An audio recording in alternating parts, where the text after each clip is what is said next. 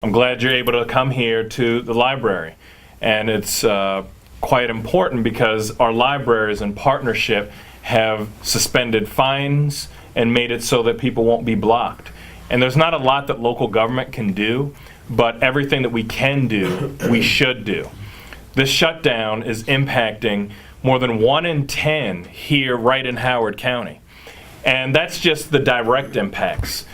There are so many people now who are trying to get part-time jobs at a time when businesses are having to see a decrease in revenue because people aren't able to go and patronize those businesses.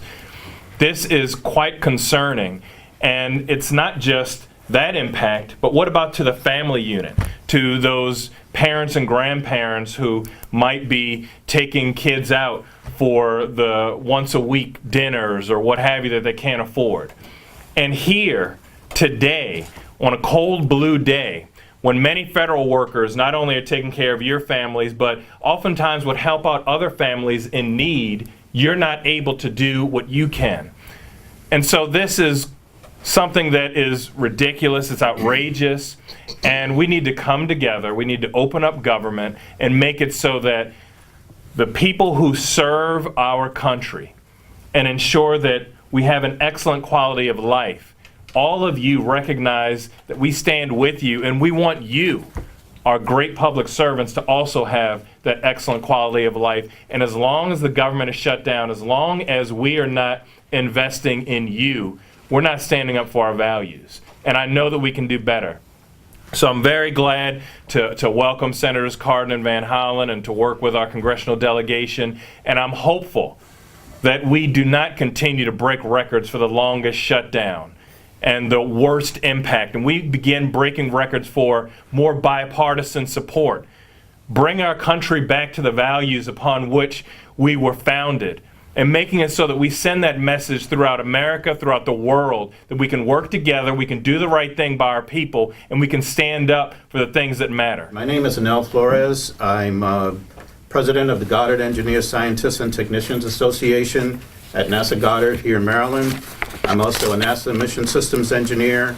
Many of our employees are devastated by this shutdown, and most are undergoing severe hardships during the shutdown. Many employees are suffering.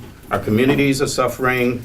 Our contractors are suffering. This is needless. And it can have an adverse effect on the economy. I'm not the only person closing on a house in the United States this month who's a federal employee, I'm sure. And so that's something that's going to affect other banks and other, lenders. There are federal workers, they're not getting a paycheck, that are at risk of being in default on their home mortgages and their loans. There are federal workers who are planning to buy a home. They're now being questioned as to whether they have the documentation that allow those loans to go forward because their paychecks are showing zero. There are people who want to close on homes that are FHA.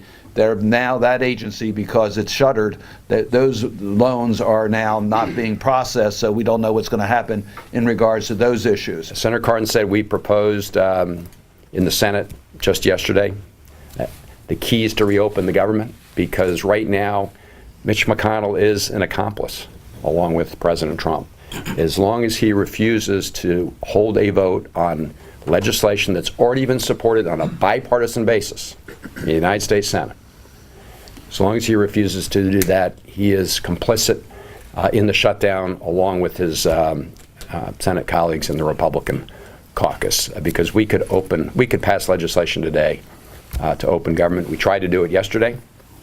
We will continue to try and do it. And I want to thank all of you in closing for the work that you do for the country and the work that I know you want to get back to.